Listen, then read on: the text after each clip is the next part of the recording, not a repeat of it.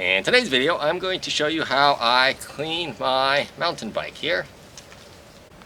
It's a little bit dirty, and so if I want to bring it inside and store it inside, I'd like it a little cleaner than this. First thing I like to do is clean the drivetrain, so if you haven't already, feel free to check out my other video on how to super clean your mountain bike or bicycle drivetrain. A brief summary of how to clean the bike drivetrain is to get your favorite degreaser, spin this backwards, spray on your degreaser throughout the whole cassette, spray it on the chain, spin it backwards quite a bit, go ahead and spray some on the front, wait 2 minutes or more, scrub it down, and then wash it all off. And make sure you get the chain nice and degreased up as well. Here's a look at the chemicals I'm using. Is the bike degreaser as you saw, and I'm just going to use some car wash cleaner. I've got some polish to finish after.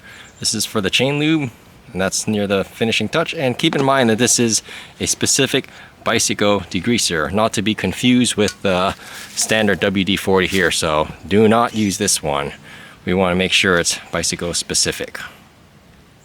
So if you haven't already, you could go ahead and use your favorite chain cleaning brush and go ahead, move the chain ring backwards and brush out all of the chain. The jockey wheels here, you want to brush this and brush out the chain rings.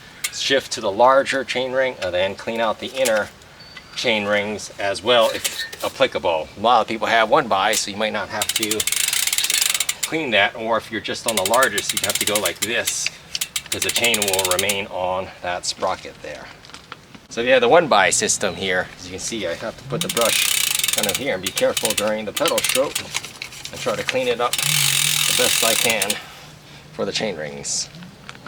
So the cassette still looks really dirty, but if you did it right, by the time you spray the water on it and rinse it off, spin it backwards, it should knock out all of that grease that was on there. And just in a moment's time, as you see, it's getting cleaner and cleaner. And let me just stop now and show you the difference that made already. And then do the same with the chain, not too high pressure, but a little bit straight on the chain to knock out all of the grease that was inside the chain right there. So now the drivetrain's clean, the rest of the frame, as you see, is still dirty, and the tires as well are a little dirty. If you notice, I did not lubricate the chain yet because it's going to get washed and the water will just wash away the lubrication of the chain, so I'm going to do that as the final touch along with the polish. So this time I just go ahead and pre-rinse the bicycle. Before you get too involved with it, make sure you remove all of your electronics. So if you have a Garmin or some type of GPS device, remove all the electronics and lights, because you don't want to get those all wet and ruined. So the water should be able to knock away most of the dirt. So if I just spray it down here, you can see it cleans up most of the dirt. So continue just spraying down the bike. Do not put high pressure water into the seals here. You can spray lower end, but do not spray into here, and do not spray upwards into the suspension components. And then when you go ahead and wash this side, you could flip the bike around. As you can see, there's some more dirty areas right here, and the water itself could already knock down most of the initial stages of the dirt.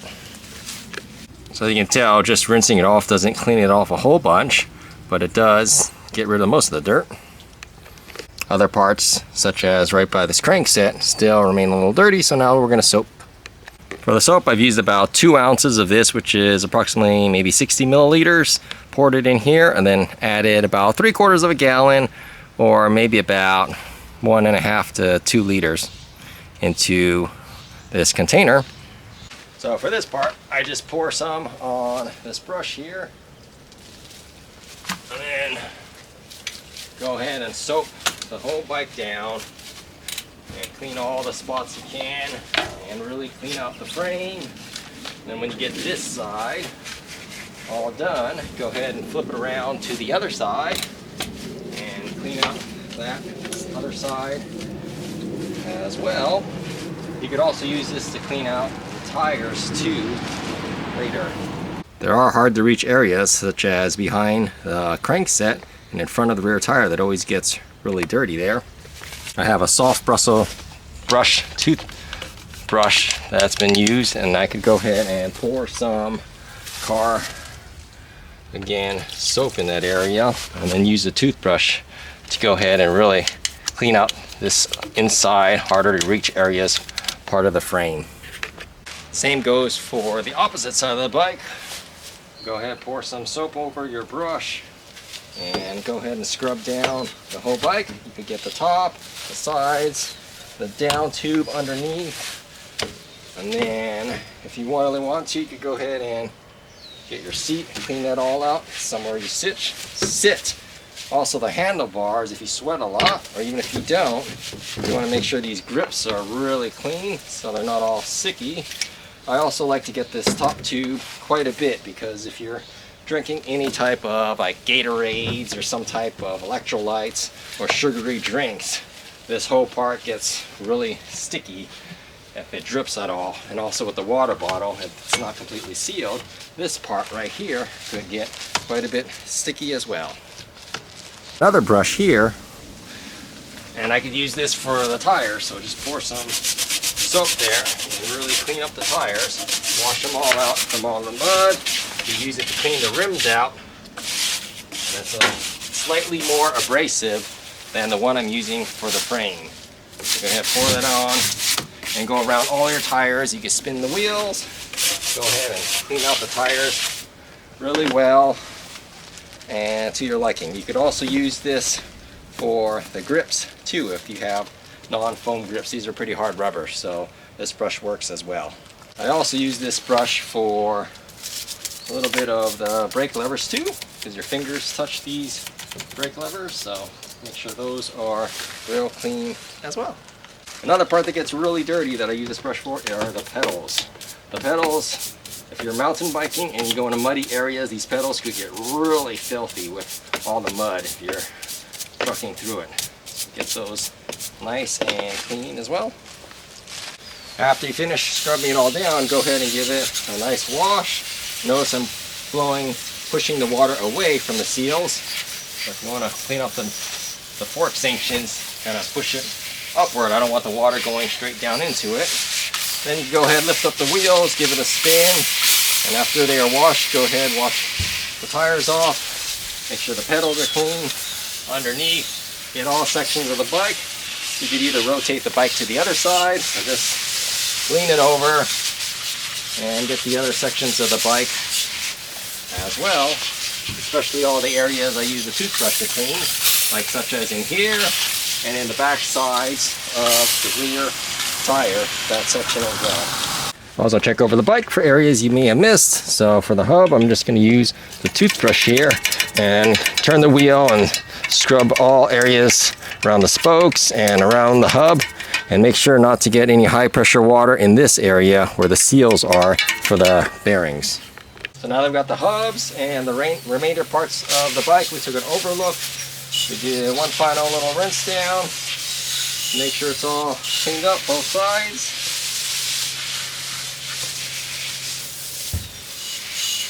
So you go ahead with a sponge to just dry off the bike the best you can. And then after it's dry with the sponge, go ahead and use a cloth if you like, and just really dry it off the best you can. There may be some areas, as you see this little black mark back here, that may not have been cleaned entirely with just the soap, the water. So now it's time to put in some polish. So I'll be using this car polish, and again, I'm not sponsored by anyone. I don't have any advertisements. This is just what I found to work. So this says go ahead and shake it up real good, apply it in a small area to a dry, I'm using a terry cloth, and go ahead and rub it in,